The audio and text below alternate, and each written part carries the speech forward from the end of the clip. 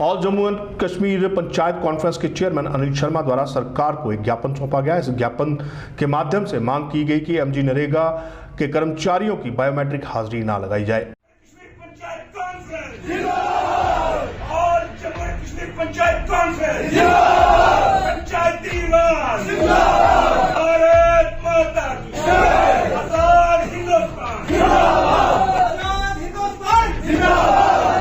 Conference की एक meeting जहां ब्लॉक हेडक्वार्टर डंसाल में हुई और इस मीटिंग में हमारे तमाम सरपंच हजरात, डिप्टी सरपंच हजरात और पंच हजरात ने उसमें शिरकत की।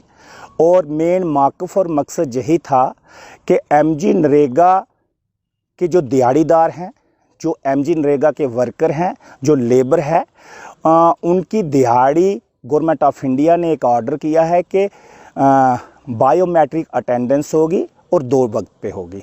उसी के मतलब आज मीटिंग थी और हम लोग मीटिंग करने के बाद एक मेमोरेंडम हमने हमारे रिस्पेक्टिव तहसीलदार ध्रुव गुप्ता जी, उनके जहाँ पे तहसील ऑफिस में हम लोग आए, हमने उनको मेमोरेंडम दिया और मेमोरेंडम एलजी साहब के लिए हमने दिया कि ये मेमोरेंडम ध्रुव गुप्ता जी के माध्यम से एलजी साहब तक जाएगा।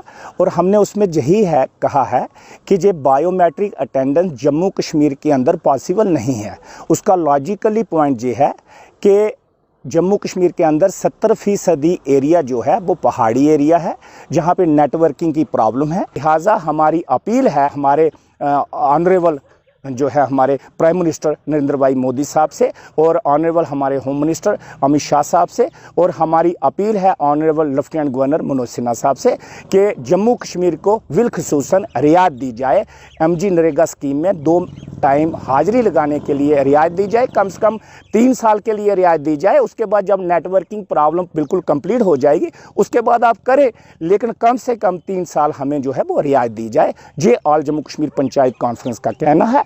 और आगे आने वाले दिनों में ऑल जम्मू कश्मीर पंचायत कॉन्फ्रेंस इसी तरीके से मेमोरेंडम हर एक तहसील हेडक्वार्टर पे जम्मू कश्मीर के अंदर हम लोग मेमोरेंडम तहसीलदार कंसर्न तहसीलदारों के थ्रू जो है लेफ्टिनेंट गवर्नर तक पहुंचाएंगे, आदरणीय प्रधानमंत्री तक पहुंचाएंगे ये मेमोरेंडम, ताकि ये स्कीम जो है वो आगे चल सके और बायोमेट्रिक अटेंडेंस 2 वक्त की जो है उसको बंद किया।